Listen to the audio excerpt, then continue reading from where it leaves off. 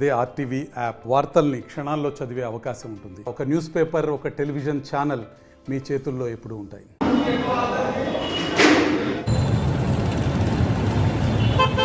రెడ్డి గారికి BJP incharge గారికి phone చేసి, అయ్యా మనం పొత్తు ధర్మంలో ఉన్నాం, ఇక్కడ ఉన్నటువంటి తెలుగుదేశం అభ్యర్థిగా నన్ను ప్రకటించడం జరిగింది, మీరు వచ్చి మీ అంత పార్టీలు ఏదైతే ఉందో మనందరం కలిసి కూర్చొని ఒక పొత్తు ధర్మంలో ఉన్న ఒక ప్రెస్ మీట్ పెట్టాలా, మనం కలవాలా అని చెప్పి ఫస్ట్ నేను ఫోన్ చేసి ఆహ్వానించడం జరిగింది. ఇది నిజం కాదా? మీరు కాల్ రికార్డ్స్ తీయొచ్చు, నేను ఫోన్ చేశాను లేదా. నిన్న లేక మొన్న రేఖా గౌడ్ గారు జనసేన నాయకురాలకి నేను ఫోన్ చేసి, ముఖ్యమంత్రి గారు చంద్రబాబు గారు, కాబోయే ముఖ్యమంత్రి వారు చంద్రబాబు నాయుడు గారు ఎమ్మెగ్నూరు వస్తున్నారు, జనసేనకు సంబంధించినటువంటి మీరు మన అనునాయులు ఎవరైతే ఉన్నారో ఈ ఏర్పాట్లన్నీ చూస్తున్నాం, మీరు కూడా రావాలని చెప్పి వారికి ఫోన్ చేసింది నిజం కాదా? కాల్ రికార్డ్స్ తీయొచ్చు నేను ఫోన్ చేసిన విషయం. ఇది ఊరికే ఏమీ లేక ఏదో అనవసరంగా ఇచ్చేయడం తప్ప, పొత్తు ధర్మంలో నా ధర్మాన్ని ప్రతి ఒక్కరి దగ్గర, నా మనస్తత్వం ఏంటంటే, నేను బివి మోహన్ రెడ్డి కొడుకుని, నన్ను తిట్టిన వాళ్ళని కానీ నన్ను పోటీ పడిన వాళ్ళని కానీ ప్రతి ఒక్కరిని మా ఎమ్మెగ్నూరులో అందరినీ కలుపుకొని పోవడం అనేది మా విధానం. ఈరోజు కేవలం ఊరికి ఏదో చెప్పాలని చెప్పడం తప్ప, వారందరితో కూడా నేను మాట్లాడడం పిలవడం జరిగింది.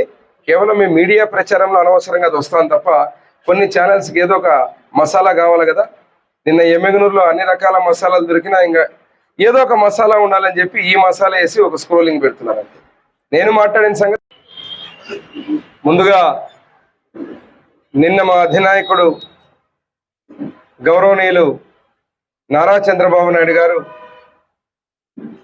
ప్రజాగళం పేరు మీద నిర్వహించినటువంటి సభను దిగ్విజయంగా విజయవంతం చేసినటువంటి మా ఎమ్మెగ్నూరు నియోజకవర్గ ప్రజలందరికీ కూడా, ముఖ్యంగా మా తెలుగుదేశం పార్టీ ఎమ్మెగ్నూరు పట్టణ నాయకులకు, మండల నాయకులకు, గోనెగండ్ల మండలం, నందవరం మండలం, అదే రకంగా ఎమ్మెగ్నూరు మండలం, జనసేన పవన్ కళ్యాణ్ అభిమానులకు, నందమూరి వంశ వీరాభిమానులకు, ఎన్టీఆర్ అభిమానులకు, మహిళా నాయకురాలు, మహిళా కార్యకర్తలకు, ఇక్కడ ఏదైతే కూటమి అభ్యర్థులు, కూటమి నాయకులు, కార్యకర్తలు అందరికి కూడా, ఎమ్మెగ్నూరు ప్రజలందరికీ కూడా పేరు పేరున ముందుగా ధన్యవాదాలు తెలియజేస్తున్నా. అదే కాకుండా ఈరోజు ఈ ప్రెస్ మీట్ పెట్టడానికి కారణం, మళ్ళీ జగన్మోహన్ రెడ్డి యొక్క ద్వంద్వ వైఖరి, దొంగ వైఖరి. నిన్న మీరు చూశారు, ఎలక్షన్ కమిషన్ స్పష్టంగా చెప్పడం జరిగింది, అయ్యా వాలంటీర్లని విధులకు దూరం పెట్టండి, ఎలక్షన్ వస్తుంది అని. ఎలక్షన్ కమిషన్ వాలంటీర్లను దూరం పెట్టమంటే, ఈరోజు జగన్మోహన్ రెడ్డి గారు ఏం చేస్తున్నారు, ఎలక్షన్ కోడ్ వచ్చేక ముందే ఆయన కాంట్రాక్టర్లకు, ఆయన తాపేదారులకు, ఆయన గుత్తేదారులకు డబ్బులు మొత్తం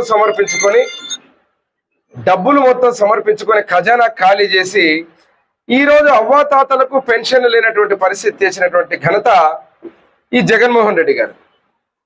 ఎంత నిస్సిగ్గుగా చెప్తున్నారంటే, వైకాపా పార్టీ నాయకులు ఎంత సిగ్గు లేకుండా మాట్లాడుతున్నారంటే, అసలు మీరు చెత్తకు పన్ను వేసుకుంటే, ఈ రాష్ట్రంలో చెత్తకు పన్ను కట్టకపోతే అవ్వాతాతలు, అదే రకంగా వికలాంగుల పెన్షన్ల నుంచి తీసేసుకుంటూ, మీరు ఈరోజు దయ్యాలు వేదాలు వల్లించినట్టు ఎంతో ప్రేమ వలకబోస్తున్నారు. ఈరోజు పెన్షన్దారులకు వాలంటీర్లని దూరం చేసినందుకంట, ఆ వాలంటీర్లు దూరం చేసినందుకు ఈరోజు వీళ్ళు పెన్షన్ సరైన టైంకి ఇవ్వలేకపోతున్నారట. అంటే ఎవరికి చెప్తున్నారు ఈ కాకమ్మ కథలు? ఈ కాశీ మజిలీ కథలన్నీ ఈ పాటికి 5 ఏళ్లలో ప్రతి ఒక్కరికి అర్థమైపోయింది, ప్రజలందరూ కూడా. నేను సూటిగా ఈ ప్రభుత్వాన్ని అడుగుతున్నా, ఏదైతే మీరు చెత్తకు పన్నేసేటువంటి విధానంలో మీరు పెన్షన్ నుంచి డబ్బులు కొట్టేయడం నిజం కాదా? ప్రతి అవ్వ తాత ఇంటి దగ్గరకు పోతే 60 రూపాయలు, 80 రూపాయలు ఇష్టం వచ్చినట్టు, ఈరోజు ఎక్కడ చూసినా మీరు పరిస్థితి చూస్తే, మీరు డబ్బులు తీసేసుకుంటూ, ఇంటి గుత్తల్లో తీసేసుకుంటూ, పేదవాళ్ళకి ఈరోజు వయసైనటువంటి వృద్ధాప్య పెన్షన్ నుంచి తీసేస్తూ, మీరు ప్రేమ వలకపోయడం చాలా ఆశ్చర్యకరంగా ఉంది. ముఖ్యంగా నిధులు లేక, డబ్బులు లేక ఈరోజు మళ్ళా 3వ తేదీకి వచ్చింది పెన్షన్. అది కూడా 3వ తేదీ అంటున్నారు, వస్తుందో లేదో తెలియదు. నేను అడుగుతున్నా అదే విధంగా సచివాలయ సిబ్బంది ఉంది. మీరు ప్రభుత్వం ద్వారా పంచించాల్సినటువంటి కార్యక్రమాన్ని పంచించవచ్చు. మరి ఇవి రెండూ చేయకుండా కేవలం వాలంటీర్లు అండి, ఆ వాలంటీర్లు గొంతుకు వస్తున్నారు. రెండు చంద్రబాబు నాయుడు గారు ప్రత్యేకంగా చెప్పడం జరిగింది. అయ్యా, వాలంటరీ వ్యవస్థ కూడా మీరు వైకాపాని నెత్తిన పెట్టుకునే వాళ్ళు తప్ప మిగతా వాళ్ళని కూడా కొనసాగిస్తాం. మంచి అనేటువంటి గొప్ప మనసున్న నాయకుడు నారా చంద్రబాబు నాయుడు గారు ఈరోజు అన్నా క్యాంటీన్ పెడితే పక్క రాష్ట్రంలో నిన్ననే చెప్పారు చంద్రబాబు గారు ఎమ్మెనూరు గడ్డ మీద నుంచి.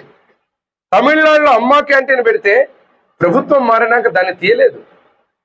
అదే రకంగా ఈరోజు అన్నా క్యాంటీన్ పెడితే కక్ష కట్టి నువ్వు పేదవాడి నోటికాడ కూడి తీసిన నువ్వు ఈరోజు వాలంటరీ వ్యవస్థను కొనసాగిస్తామని చెప్పే చంద్రబాబు నాయుడు గారికి ఎంత తేడా ఉంది రాష్ట్ర ప్రజలందరూ గమనించాలి.